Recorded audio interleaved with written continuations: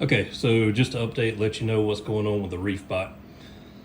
So I got everything kind of put together initially and plugged in the power, and basically this threaded motor just started spinning and it just continued to spin. The LED was red and it didn't do anything further. So I unplugged it and then kind of looked at it closer. See if I can get a better shot here. So if we look in there, see that little piece this upwards of the 3D printed part? So that I guess you would call it a nut on the threads is supposed to go down inside that 3D printed piece, and that part or plastic or whatever material was over it, and as the thread turns it makes that nut rise up, and then the whole, like, it's supposed to sit in there like that, and as that turns it raises up this whole unit. Well, that was broken, so it doesn't raise the unit and therefore can't go through its initiation process, and that whole head syringe unit doesn't do anything. I went to the Reef Kinetic website, and down at the bottom of the page I clicked on support, and it goes to it's a link that goes to Fresh Desk, and it told me that that link or name was not in use and I could claim it now. Kind of freaked me out. I was like, okay, well, what's the deal with this? Like I didn't know if it was just some kind of like fake support, if they haven't set it up yet. I wasn't sure really what to think. So then I go to the contact link, and it gives a phone number, and then it has an email address, info@reefkinetics.com. So I decided just to go ahead and shoot an email to them. I emailed them with a little video clip of what was going on, and basically within an hour I got a response. So that was really good. That was really comforting. It was an engineer at Reef Kinetics reached back out to me, acknowledged that piece was broken.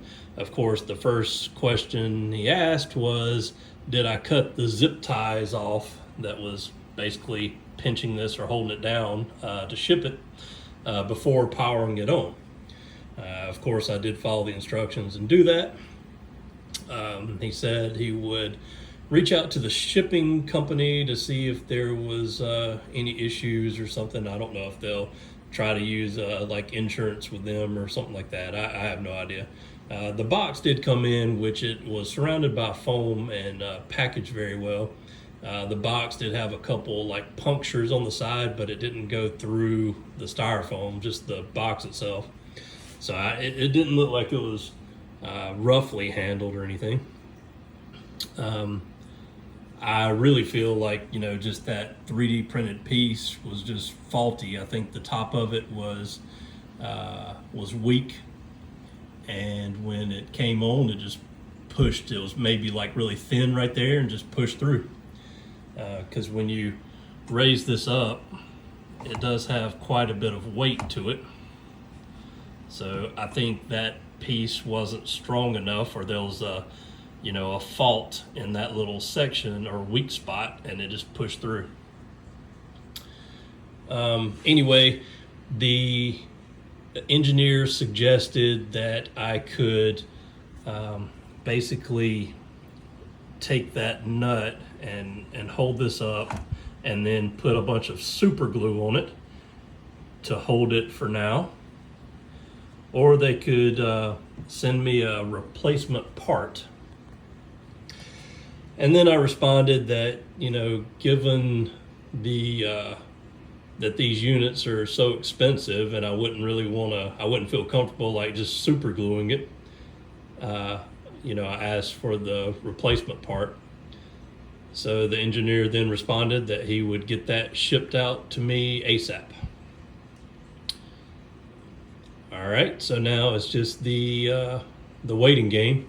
I'm waiting on that part to come in. He also said he would send me a video of how to install the part.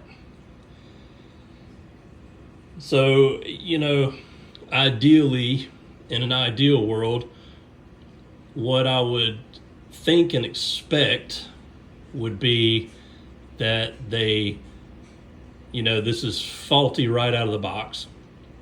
I would expect that they would send me a replacement unit, and then I ship this one back to them once that arrives. Or I just go ahead and send this back and then wait longer and then them send out a replacement unit. That's what I would kind of expect, because I wouldn't, in my mind, when you get something like this in and it's broken right out of the box, yeah, they're going to send me a part, but I mean, to me, it looks like I'm going to have to disassemble all that stuff myself to get to the part. So in doing that, you know, I run the risk of actually breaking it further, you know, while removing all that. If I make any mistakes, or if I don't get it put back together correctly, or, you know, whatever the situation may be, it might end up even worse, or it might not work at all, or who knows, you know, I might over tighten something and break it, or, you know, just a lot of different scenarios there. So in my mind, you know, the right thing would have been to ship out a new unit, but that's, you know, not what has been offered. I may actually just, you know, email back and just see if that's a possibility or not. I don't know if it'd be worthwhile fooling with it. I mean, I know at that point, you know, the company would probably be eating a couple $100 at least in shipping cost, maybe more. So I know it's not something that they really want to do, but, you know, in my mind, if they stand behind their product, then it's probably something they should do. So anyway, let me know your thoughts on that. You know, I still have high hopes, I guess, for this tester. I think it has the potential to be good. It's just I do question some of the 3D printed stuff, because while it can be good, 3D printed components a lot of times can be very useful, but when you're relying on something to hold that much weight, I don't know if it was the best choice to use a 3D printed block right there. But, you know, I'm not an engineer, so you know, I'm sure they have reasons for it, or I don't know if it was just to cut cost or what. But still have high hopes for the unit. I will keep you posted on what's said and what gets done. Otherwise, we'll just see what happens. So like I said, it'll just be the waiting game right now. Thanks for watching. Let me know if you have any questions.